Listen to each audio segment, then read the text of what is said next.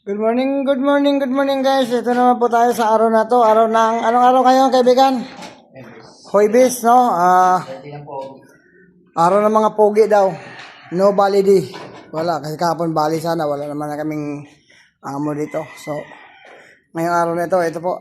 Yung kasama ko nagtabas ng pang postiho. Yan. Yan. Ngayon, nakakit tayo sa taas para titingnan ko yung dalawa doon kung anong ginagawa. So ngayon, ito po guys. Lalapit din sa atin yun. Lalo na kapag nakita niya ang apo niya. Pakis nga ako? I love you, bebe. I love you too, bebe. Kain na tayo. Uy! Mukhang masarap ng luto mo ah. Ilagang baboy. Gusto ko nito. Pagpababa ng amas. Ayan po. Andyan po tayo ngayon, no? Bebe, bakit parang kulang ata sa asin? Ilang kilong asin ba nilagay mo dito? Wala bang lasa? 5 kilo na nilagay ko dyan ah. Kulang pa ba sa alat? Hayaan mo, sa susunod, 1 banyera ng lalagay ko. Matagal na panahon hindi kami nagkausap ni Mama. Nabalitaan ko Ayan, sa guys. dati naming kapitbahay na umuwi muna ito sa La Union sa mga kapatid niya. Alam ko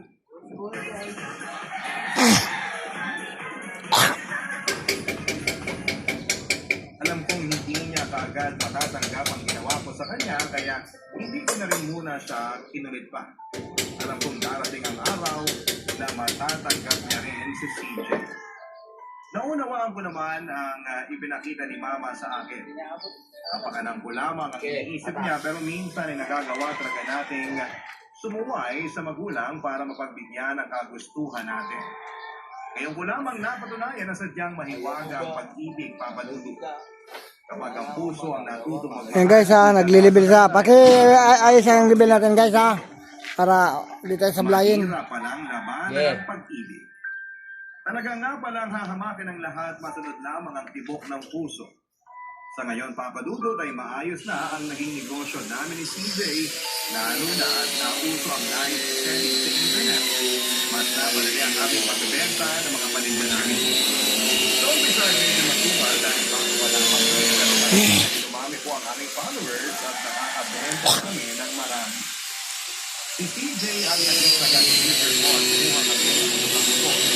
Na lahat ang naging dapat i-deliver ng lahat sa namin.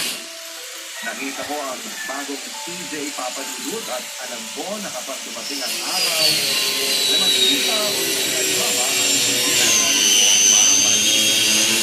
Responsable at mapagpahala ang tao na makaharap sa kanya. Hindi na po yung mukhang dugyot at mabaho.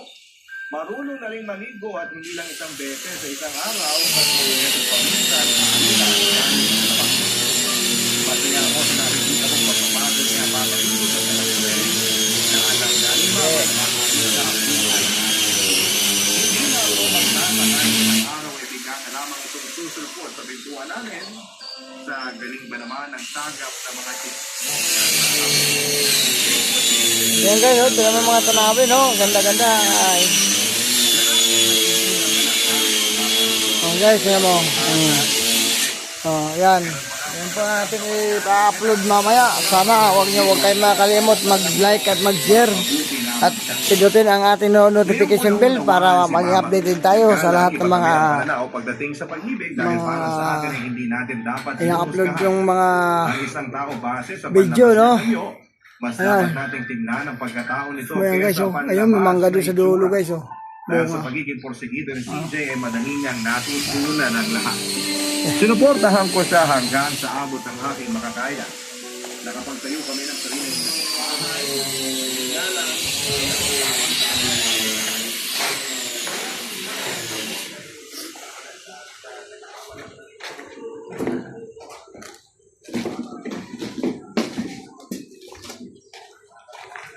Ito ba yun guys, mangga guys, oh.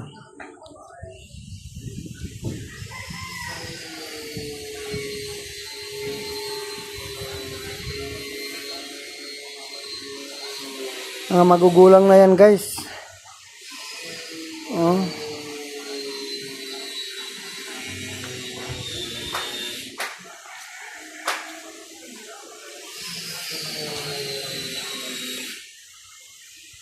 Kitang-kita natin sa labas guys, sa baba guys, kitang-kita natin mga views sa ano, mga puno guys. Nasa tuktok tayo, nasa taas tayo ng ginagawa ko ngayon. Ano? No, di ba? Nakikita niyo naman kung gaano kaganda ang ating mga ano.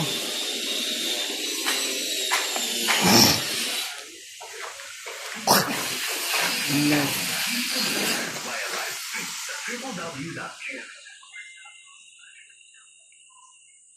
Oh guys, hanggang dito lang muna tayo guys. Puputulin na natin ang video no. Kasi medyo mataas na ako masyado. Ayan na. Ayan na guys ha. Mga katroops, kabatak, mga kabunjing dyan. Mga kabunjing. Ito po ang unang isang bunjing na makikita nyo. Si Bunjing Ruel. Papa Ruel Vlog. Maraming salamat.